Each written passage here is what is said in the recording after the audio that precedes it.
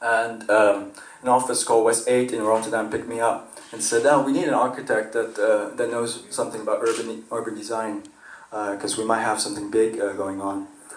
So at the time, I went to this office, which was at the beautiful Las Palmas building, next to Hotel New York.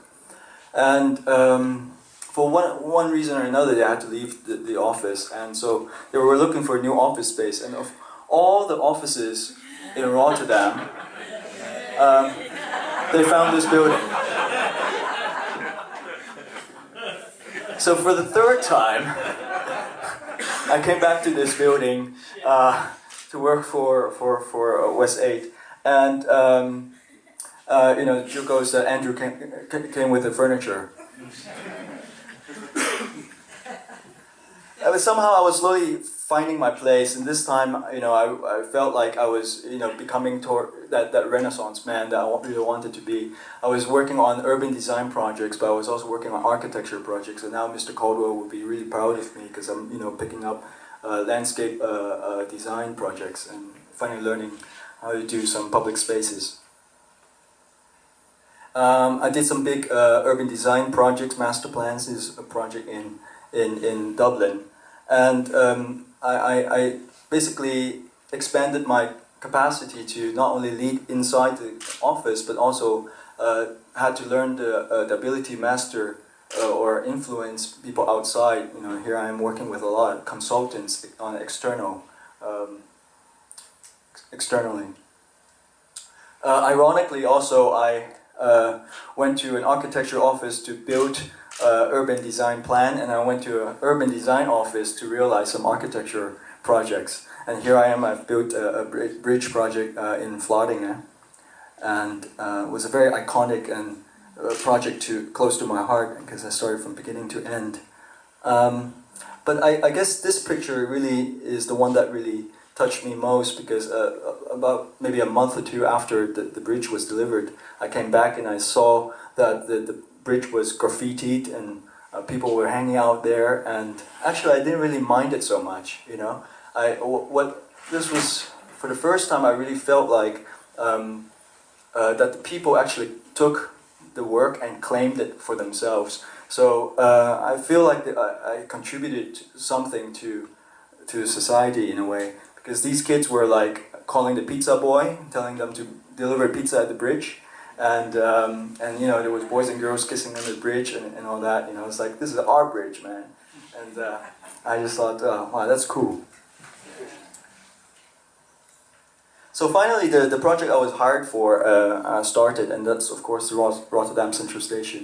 And it was fantastic because I had the ability to work with not one but three of the most influential architects in Holland. So.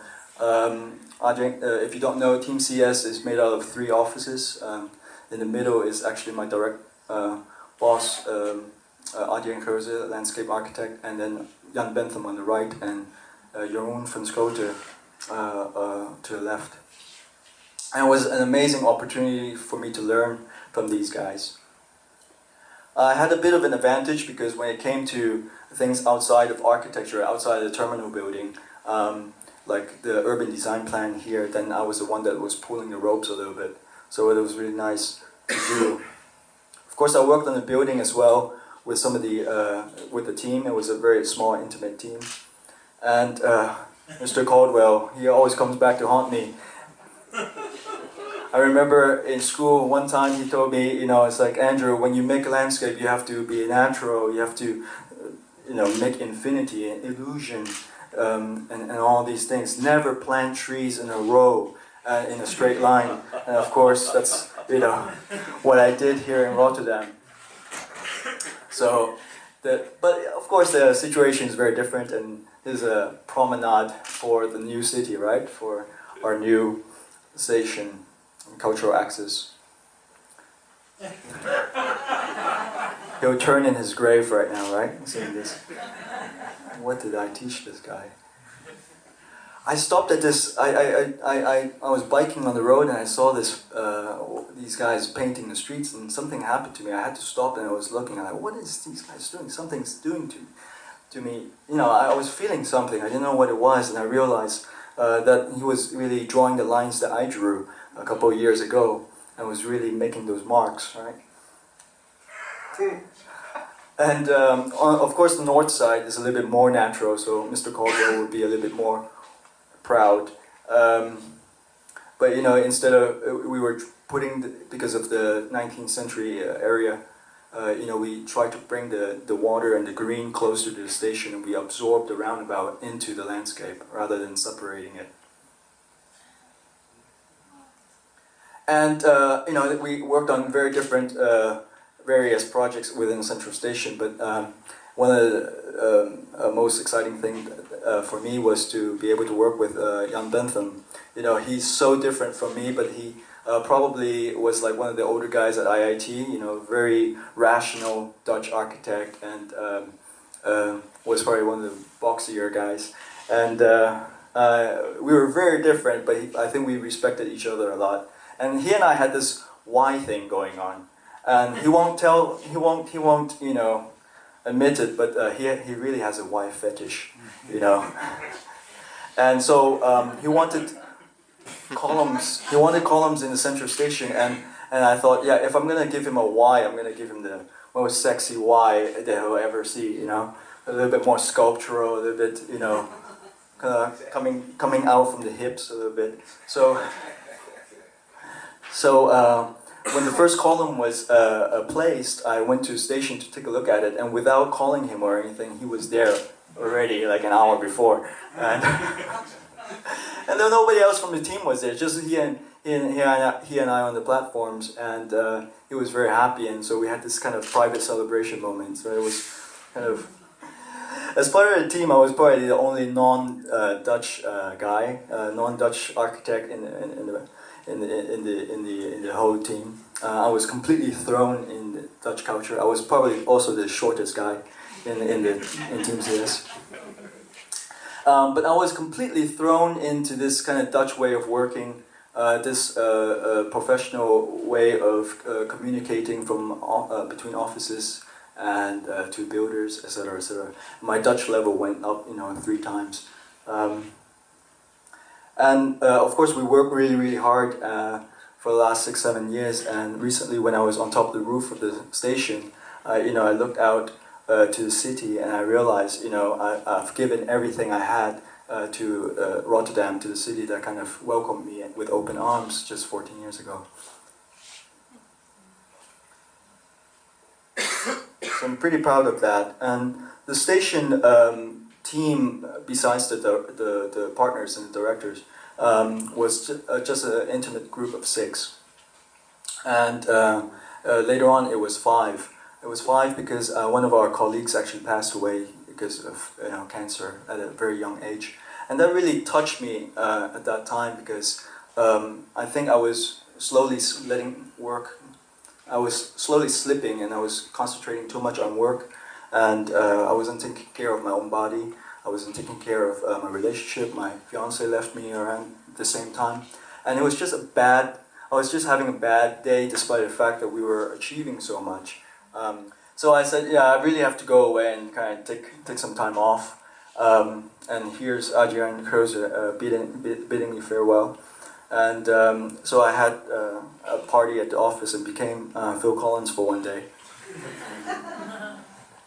And said goodbye to this building. And you know, it's like, no more, get out of here, get out of the building. You know, went around South America last year and just got a lot of inspiration and just an aspiration for new input. And some of the people I've met there were amazing. This is Pedro Medina from Colombia. He was a very inspiring figure. So, you know, I think throughout my story, you can see that I've actually met a lot of role models throughout my life, and I'm always looking for new people that can inspire me. And Pedro is the ex-president of McDonald's in Colombia, and he basically gave it all up and asked himself why he was selling hamburgers. So he started a foundation called Yo Creo in Colombia, which means I believe in Colombia, and was basically trying to motivate and try to get young people to say, hey, you know, there are enough resources here in Colombia. You don't need to go away, and if you do go away, do come back. So, and that really kind of rang a tone to me, because that's the story I've kind of always had heard when I was growing up. So if you want to be successful, find someone who has achieved the results you want and model what they do, and you'll achieve the same results. So he was actually somebody, I realized that's basically the essence of what has happened, because I came here and I modeled Dutch designers so that I can also learn how to design myself. And now I have a role model outside of architecture and design, and he's basically using enterprises to contribute to society. I came back and I picked up on a project I started before I left. Just before I left, the iPad came out, and I had these ideas, and I, you know, from that Y ornament, I thought, hey, you know, now I can kind of get into like more tangible and product like design. A lot of my friends says, you know, you can't do that. You're an architect. You know, I'm like, no, I'm a Renaissance man. You know, I can't. So I had this idea, and I went to my friend Roy Hilsing, he's like the hidden superstar of tonight's talk. You know, so Joost already talked about him. And we had all these ideas in the beginning, but we pivoted a few times, and we talked about numbers and all these things. And for the first time, it's not just about design itself, but it's also how to get an idea from paper into reality. And you know, we had to dive into the business making aspect and the entrepreneurial aspect. So here's Roy showing off his handy little case, and we call that the Grab It. And we made the first mistake that every entrepreneur does. We fell in love with our product. And so despite the fact that, you know, things were not coming together completely or whatever, we went ahead anyway. And 3 months after we brought it to the market, you know, the iPad 2 came out, and then we kind of lost our investment, right? But we always looked at it as a sort of learning process, and, you know, we made our money back, and now we're selling it online. So, by the way, a little advertisement here. If you guys want one, you know, Romeo Delta, 10% off, huh? And of course, it's really amazing. It's for us, you know, and for me anyway, it's very nice to have this idea on paper and actually bring it into reality, and actually see some of the companies using it, like Harley Davidson. And also like my friend Eldridge, who uses the front cover to carry eggs from the refrigerator to his kitchen counter.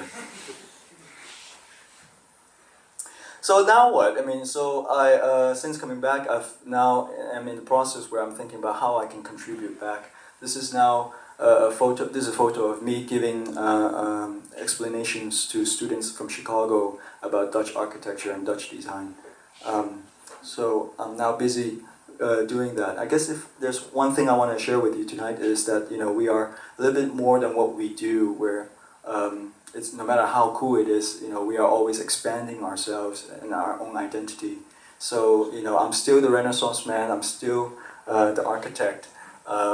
Here I am consulting earlier this year in Moscow with Meneer Plotkin on the right and Roberto Meyer on the left. In Moscow. So I'm still expanding myself that way, but you know, where I'm gonna go from now, who knows, maybe I have to go away, but then I'll come back. So thank you.